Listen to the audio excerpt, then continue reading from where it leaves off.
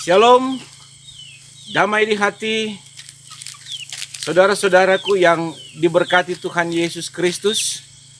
Saat ini saya berada di sebuah perkebunan di tengah-tengah persawahan yang begitu luas. Dari tempat ini saya ingin mengajak kita semua menghayati lagi bahwa Tuhan kita sungguh adalah Tuhan yang maha kaya dan maha kasih dalam hidup kita. Kekayaan Tuhan yang begitu luas ini diberikan kepada kita untuk menjadi sumber rezeki, sumber berkat kehidupan bagi kita semua. Dan bukan hanya sawah ini, ada ladang untuk ditanam bermacam-macam tanaman. Jagung, ubi kayu, cengkih, kelapa, pala, cabai, tomat, dan banyak rempah-rempah. Semua kekayaan ini disediakan Tuhan buat kita. Mengapa? Karena Tuhan ingin kita hidup sejahtera dan dicukupkan dari semua keperluan hidup kita. Ini adalah salah satu anugerah terbesar Tuhan dalam hidup kita. Dan alangkah tidak bijaksananya kita jika kita tidak mengelola semua anugerah ini. Ada ungkapan yang mengatakan bahwa hasil tidak pernah mengkhianati kerja keras. Maksudnya, asalkan kita olah, kita garap dengan benar, maka sawah dan ladang kita pasti akan memberikan kesejahteraan bagi kita. Coba kita lihat dalam hidup ini. Adakah orang yang kekurangan hidupnya jika ia mau mengelola dengan baik semua anugerah Tuhan? Kita masih bisa makan kenyang. Kita masih bisa menyekolahkan anak-anak sampai perguruan tingkat tinggi. Kita masih bisa beli ini dan itu untuk menopang keperluan hidup. Semua kita dapat rasakan dan nikmati bukan datang begitu saja.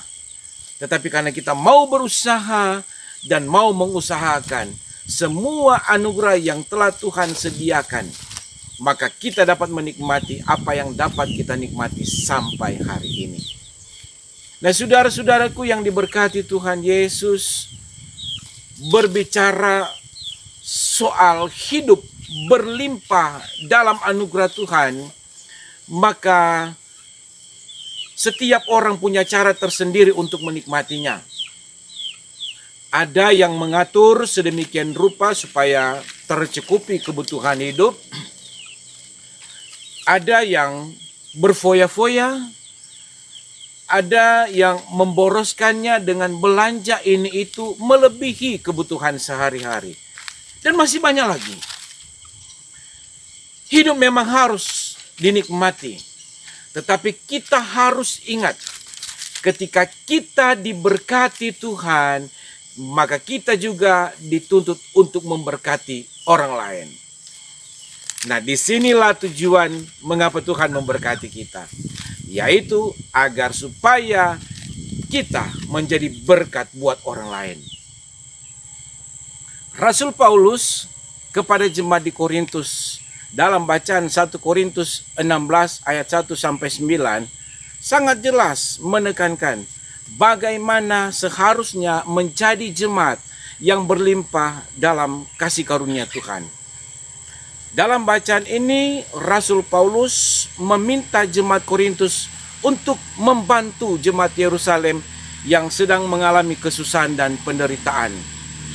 Dan kita mungkin bertanya, mengapa Rasul Paulus meminta Korintus membantu jemaat di Yerusalem? Saya menemukan ada beberapa alasan mengapa Rasul Paulus meminta keterlibatan jemaat Korintus untuk membantu jemaat di Yerusalem. Kita dapat membaca itu dalam 1 Korintus 1 ayat 4 sampai 7. Aku senantiasa mengucap syukur kepada Allahku karena kamu atas kasih karunia Allah yang dianugerahkannya kepada kamu dalam Kristus Yesus. Sebab di dalam Dia kamu telah menjadi kaya dalam segala hal, dalam segala macam perkataan dan segala macam pengetahuan, sesuai dengan kesaksian tentang Kristus yang telah diteguhkan di antara kamu. Demikianlah kamu tidak kekurangan dalam suatu karunia pun, sementara kamu menantikan penyataan Tuhan kita Yesus Kristus. Jadi jemaat Korintus adalah jemaat yang hidup dalam kelimpahan berkat kasih karunia Tuhan, yang membuat mereka kaya dalam segala hal dan tidak berkekurangan dalam satu karunia pun. Kita tahu bersama, Korintus adalah kota pelabuhan yang makmur dan menjadi kota lalu lintas perdagangan antar bangsa di zaman itu. Nah, ini menandakan ada kemungkinan sebagian besar jemaat Korintus terbilang memiliki tingkat ekonomi yang mapan dari sisi ekonomi. Nah, disinilah esensinya mengapa kita harus berbagi dengan orang lain. Atau dengan kata lain, harus hidup saling tolong-menolong. Yaitu karena kita hidup dalam kelimpahan kasih karunia Tuhan. Puji Tuhan. Nah, saudara-saudaraku yang diberkati Tuhan, saya pernah mendengar ada orang bertanya begini. Kalau saya orang susah, pendapatan kurang dan cukup hanya untuk keluarga, apakah saya harus berbagi dengan orang lain? Saya juga butuh loh. Nah, mari kita lihat apa yang dikatakan Rasul Paulus. Pada hari pertama tiap-tiap minggu, hendaklah kamu masing-masing sesuai dengan apa yang kamu peroleh, menyisihkan sesuatu dan menyimpannya di rumah, supaya jangan pengumpulan itu diadakan kalau aku datang. Cara terbaik bagi semua orang adalah menyisihkan dan menyimpang dari sebagian dari apa yang diperoleh. Perhatikan, Rasul Paulus dengan jelas mengatakan agar jemaat menyisihkan, bukan menyisakan. Ada perbedaan pengertian antara menyisihkan dan menyisakan. Menyisihkan adalah tindakan mengambil, mencadangkan, memisahkan sebagian dari milik kita untuk keperluan pihak lain. Nah, sementara menyisakan adalah mengambil sebagian untuk diri kita terlebih dahulu, lalu jika kebutuhan kita terpenuhi dan masih ada kelebihan, masih ada sisa, kita akan berikan kepada orang lain. Nah, di sini kita menemukan soal memberi itu motivasinya sangat berbeda. Nah, jadi saudara-saudara yang diberkati Tuhan, apa yang dikatakan Rasul Paulus tentang tindakan menyisihkan sedikit demi sedikit untuk memberi bantuan bukan sekedar alasan teknis pengumpulan semata. Tetapi Rasul Paulus ingin menekankan kesadaran bahwa memberi itu harus didorong oleh kepedulian dan cinta kasih. Kalau memberi dari sesuatu yang disisakan, itu namanya memberi dengan terpaksa. Dan bagi saya ini sangat logis. Kita menyimpan sedikit demi sedikit supaya sebagian dari yang kita peroleh dapat kita manfaatkan untuk keperluan yang lain. Dan cara ini pasti melegakan buat kita semua. Kita mau belanja ini dan itu, kita tidak akan terbeban lagi dengan persembahan yang akan kita berikan. Nah, saudara-saudaraku yang diberkati Tuhan, selanjutnya mungkin kita bertanya, berapa sih jumlah yang harus disisihkan sebagai persembahan kita untuk menolong orang lain? Rasul Paulus mengajar, berilah sesuai dengan apa yang kamu peroleh. Artinya, pemberian kita harus sesuai dengan apa yang ada pada kita. Semakin banyak memperoleh berkat Tuhan dalam usaha dan pekerjaan kita, oleh pekerjaan kita, semakin banyak yang harus kita sisihkan untuk menjadi berkat bagi orang lain.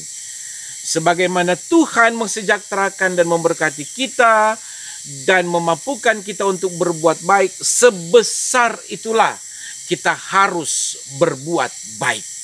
Semakin besar kemampuan yang Tuhan beri, semakin berbesarlah hati kita seharusnya, dan semakin terbukalah tangan kita untuk memberi. Saudara-saudaraku yang diberkati Tuhan, belajar dari firman ini maka kita semua diajak untuk tidak bosan, tidak lelah, tidak patah semangat untuk menjadi berkat buat orang lain.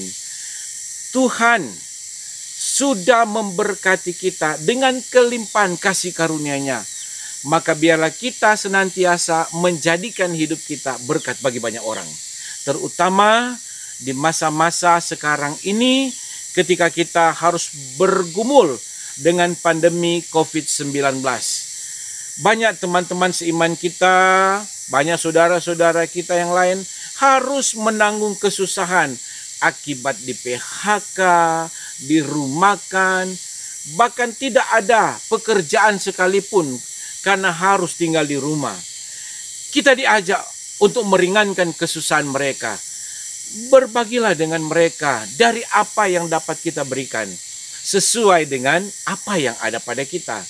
Sekecil apapun yang kita berikan, saya percaya akan sangat berarti untuk mereka. Bertolong-tolonglah menanggung bebanmu. Bebanmu adalah bebanku, kesusahanmu adalah kesusahanku. Inilah cara hidup orang yang sadar benar. Arti hidup yang menikmati kelimpahan kasih karunia Tuhan. Tuhan memberkati kita semua. Amin.